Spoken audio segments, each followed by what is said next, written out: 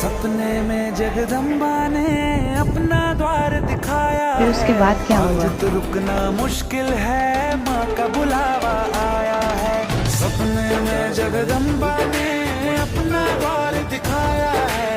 आज तो रुकना मुश्किल है, माँ का बुलावा आया है। आज तो रुकना मुश्किल है, माँ का बुलावा